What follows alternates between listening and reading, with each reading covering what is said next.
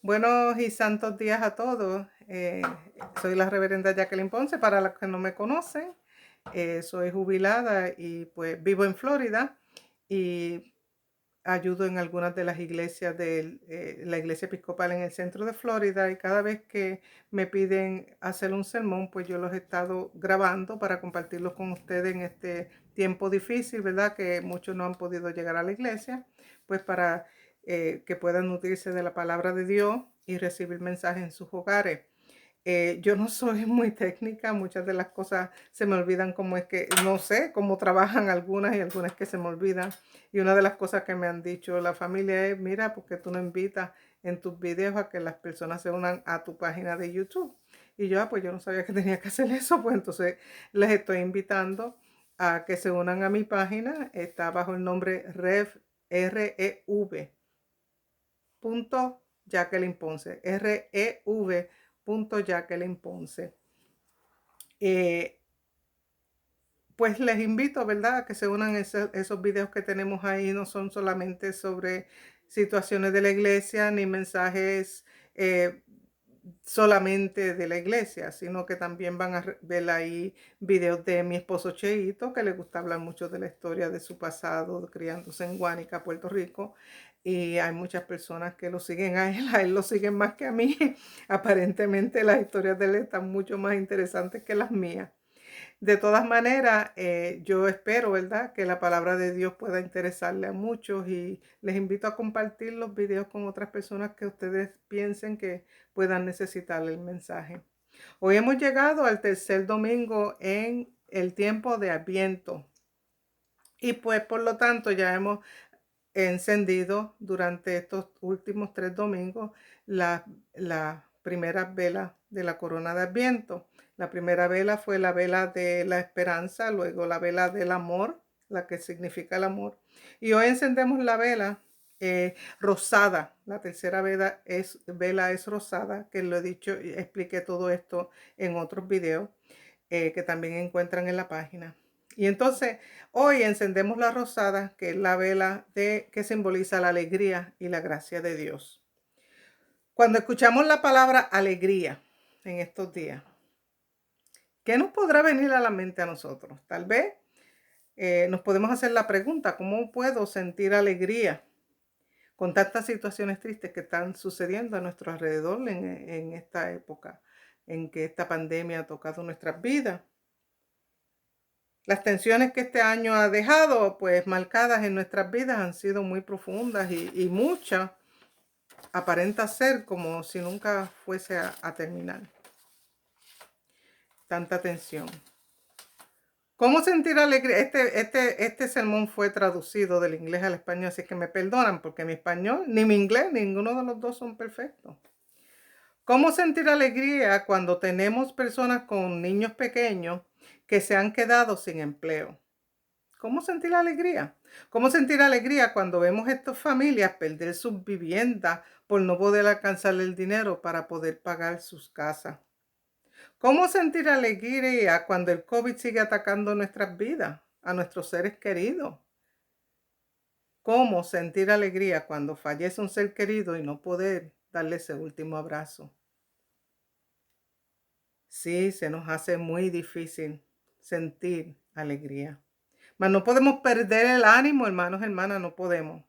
Yo soy una que he tenido muchas situaciones pasando en mi vida, aparte de las situaciones del COVID. En este año especialmente ha sido, sí, algo horrible. Pero le pido a Dios cada día que no me permita desmayar. No perdamos el ánimo. Somos cristianos, somos personas de fe, y hoy la iglesia celebra la alegría que nos llega ante la venida de nuestro Señor Jesucristo. Esa esperanza, ese amor que nace en el mundo es digno de ser alabado, pues es Cristo la alegría que llega a este mundo. Esa alegría, ese gozo llega a nuestros corazones aún en medio de todo lo que estamos viviendo. Las lecturas designadas para el día de hoy serán de gran ayuda para entender por qué hoy debemos estar alegres. Hemos sido invitados a ser vigilantes en este tiempo de Adviento, estudiar la palabra de Dios, mantenernos en oración y preparar nuestros corazones con la confesión de pecados y comulgar.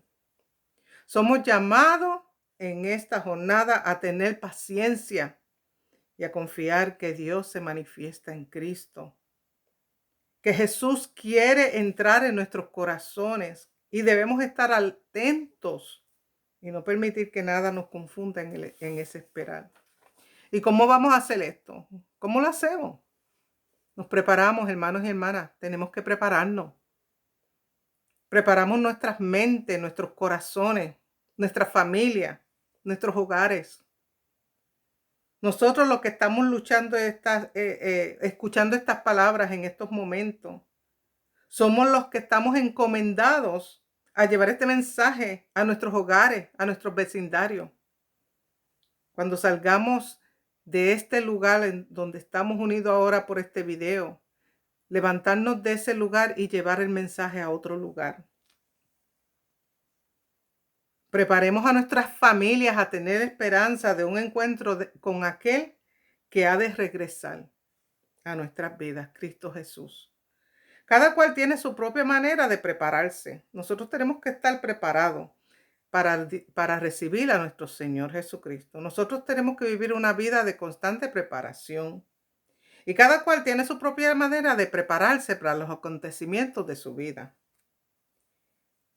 Por ejemplo, un niño comienza su vida académica en el primer grado, en kindergarten, y por los próximos 12 años comienza a estudiar desde los 4 o 5 años, a estudiar, a tomar exámenes, a coger la matemática, todo lo académico, la ciencia, la historia. Y puede que ese estudiante falle 1 y 2 veces, 3 veces o muchísimas más según va en ese camino.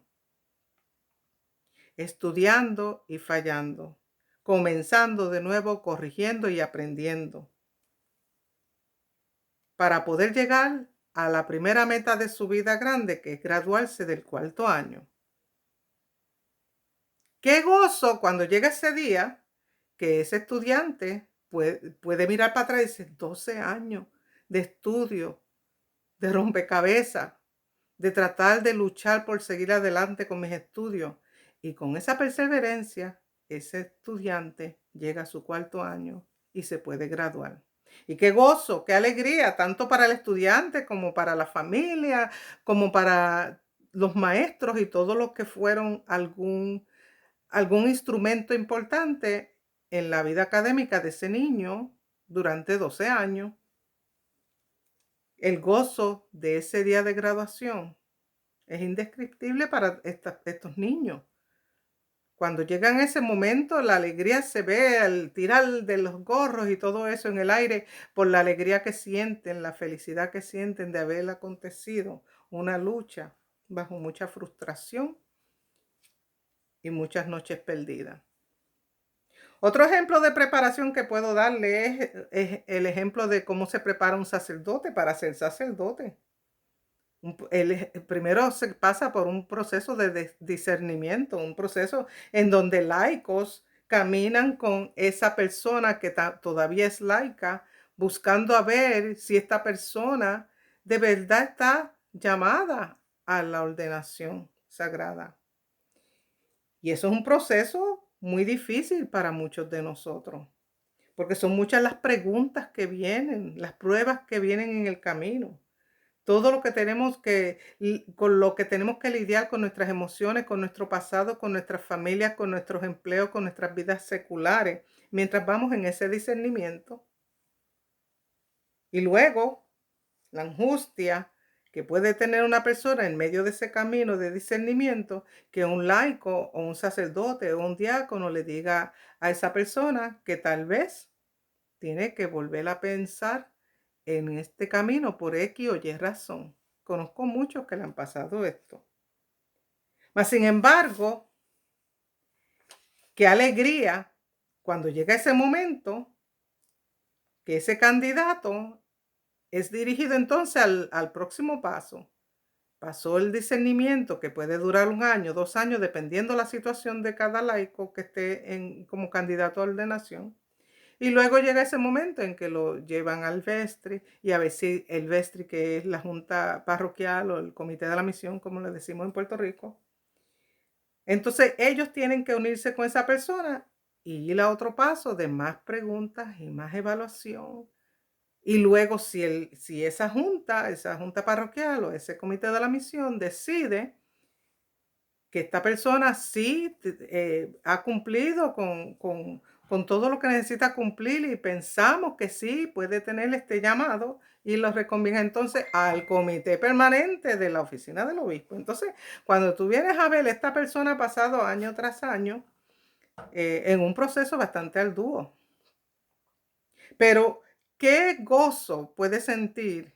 Se siente, porque a mí me pasó, cuando al fin ese comité de la misión unánimemente aprueba la persona, o desde el principio, a mí me pasó desde el principio, a Dios gracias, que no me lo esperaba. Yo no esperaba eso, pero a mí desde el principio me pasó que desde el principio el comité de la misión fue unánime, el comité permanente fue unánime, todo el proceso lo estaba pasando tan ligero mientras otras personas, compañeras, no lo estaban pasando así. Entonces llega ese momento en que un obispo viene y unge a ese laico, a ese sacerdote al ungirlo para ordenarlo como, como diácono, porque mi primera ordenación fue la de diácono. Cuando me ordenaron de diácono, ¿verdad? Ese momento en que esa unción viene sobre tu cabeza, ese obispo te pone las manos encima y a mí, al obispo que me ordenó a mí, se le derramó el aceite. Ese aceite corrió por mis mejillas y yo sentía el poder del Espíritu Santo envolverse de mí y llenar mi alma de gozo, de un gozo que no puedo ni definir lo que yo sentí en ese momento de mi ordenación. Valió la pena tanto sufrimiento, valió la pena ser perseverante, valió la pena seguir insistiendo y estudiando y escuchando y cogiendo consejos. Todo eso valió la pena, las noches sin dormir porque no sabíamos si iba a pasar esta entrevista o la otra entrevista. Y gracias al Señor se cumplió la voluntad de Dios y el gozo estuvo en mi alma. En este tiempo de Adviento somos prometidos alegría, una alegría diferente, sí, en medio de todo lo que estamos pasando con esto del COVID y con todas las situaciones de nuestra familia y cómo ha sido afectado el mundo entero por esta pandemia. Somos prometidos la venida de nuestro Señor Jesucristo y eso debe llenar nuestros corazones de gozo. Dios derrama su gracia sobre su pueblo y nos ilumina con la luz que viene al mundo. Nuestro Señor Jesús es esa luz. Y para esa llegada es que nosotros nos preparamos en este tiempo de Adviento, como se prepara el estudiante, como se prepara el seminarista. Nosotros como cristianos debemos prepararnos para esa segunda venida de nuestro Señor Jesucristo. No podemos permitir que lo difícil del camino nos quite el ánimo por lo que nos espera. Tenemos las herramientas, tenemos todo lo que necesitamos para prepararnos. Tenemos las Santas Escrituras, podemos ver cómo Dios nos prepara y nos guía por medio de los profetas. Vemos cómo nos podemos ir preparando, estudiando cómo Cristo Jesús caminó su jornada de amor entre la humanidad, contemplando esa jornada. Cómo nos enseñó cómo debemos vivir siguiendo su ejemplo de vida, que podamos obtener la vida eterna siguiendo esos ejemplos de Jesús. Cuando estudiamos las Santas Escrituras en oración, podemos escuchar el eco de los profetas, como Isaías, la voz de Pablo a la iglesia, la voz de Juan el Bautista, preparando el camino para nosotros. Que podamos sentir esa paz que excede todo entendimiento y podamos llenar nuestras almas de gozo. En ese gozo nosotros mismos podríamos ser el eco de las palabras que escuchamos en las lecturas del libro del profeta Isaías, donde decía, el Espíritu de Dios está sobre mí. El Señor me ha ungido. Me ha enviado a traerles buenas noticias a los oprimidos, a aliviar a los afligidos y a consolar a todos los tristes. Nosotros podemos ser eco de esas palabras, hacer eco de esas palabras en el momento del gozo que llega a nuestras vidas. Nuestros corazones se volverán enamorados de la poesía de alabanza hacia el Señor. Como estas palabras son poéticas, esas palabras son poéticas. El Espíritu de Dios está sobre mí, el Señor me ha ungido, me ha enviado a traerles buenas noticias a los oprimidos, a aliviar a los afligidos, a consolar a todos los tristes. Nuestros corazones se volverán enamorados de esa poesía. O pudiera nuestra alegría hacernos cantar las palabras de María, la Madre de Jesús, cuando clamó: mi alma alaba la grandeza del Señor, mi espíritu se alegra en Dios mi Salvador, porque Dios ha puesto sus ojos en mí, desde ahora me llamarán dichosa. El corazón de María estaba lleno de gozo, y ese regocijo lo lleva a ella a otro hogar, no se queda encerrada con ese regocijo. Llega al hogar de Elizabeth, quien llevaba a Juan el Bautista en su vientre.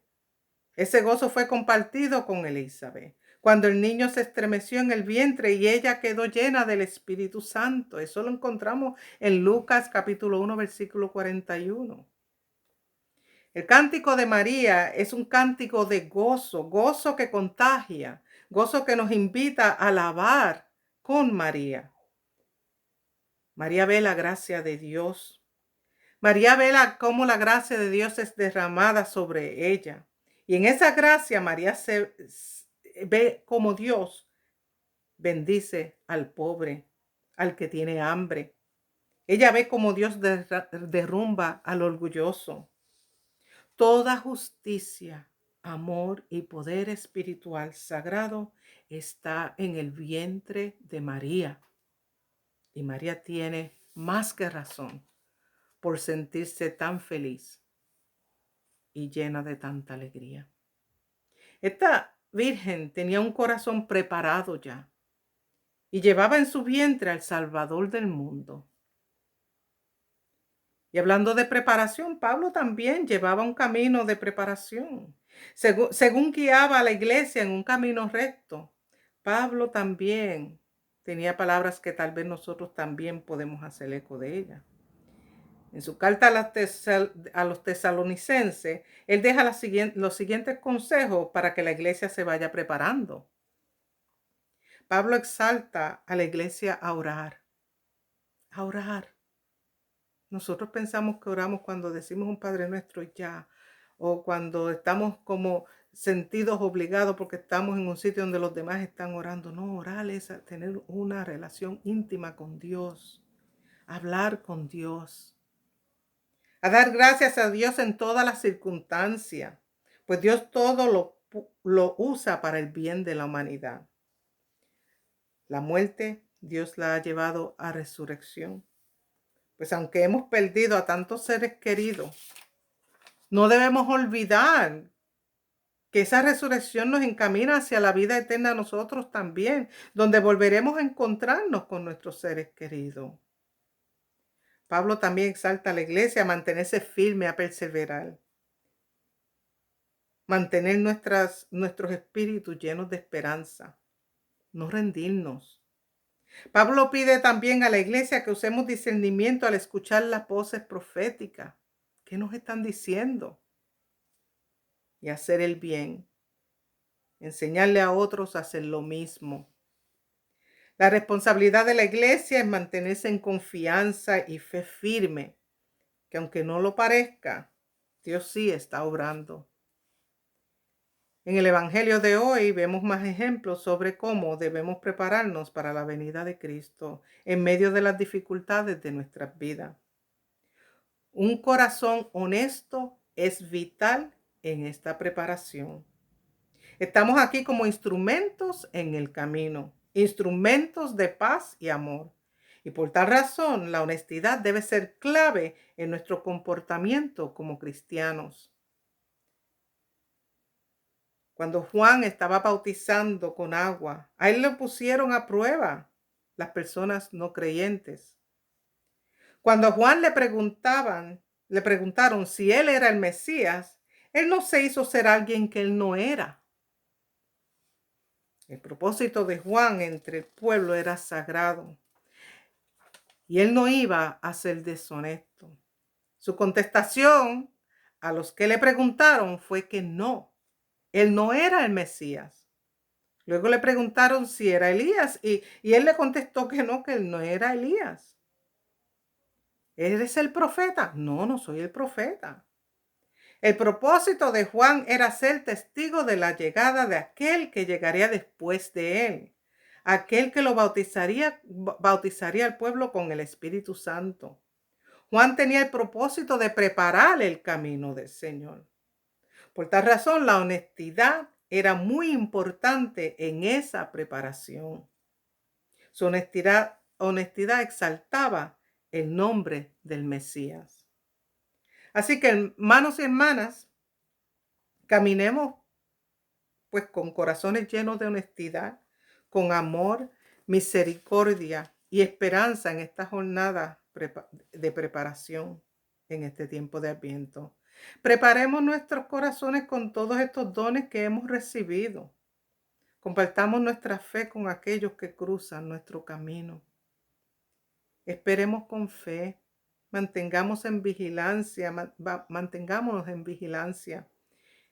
y demos gracias a Dios en las buenas y en las malas, pues tenemos la fe que no caminamos solos.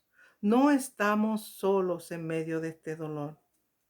Hoy salimos de aquí, de este video, del que esté escuchando el video, de los que estuvieron en misa, y nos preguntaremos, ¿cómo estoy preparando mi corazón para la vida de Cristo? Creo realmente que la alegría y la gracia de Dios pueda llegar a mi corazón. Oremos. Ven, Señor Jesús, derrama tu gracia, tu poder, Señor. Ven pronto hacia nosotros. Prepáranos en la fe, que te esperamos con brazos abiertos. Amén.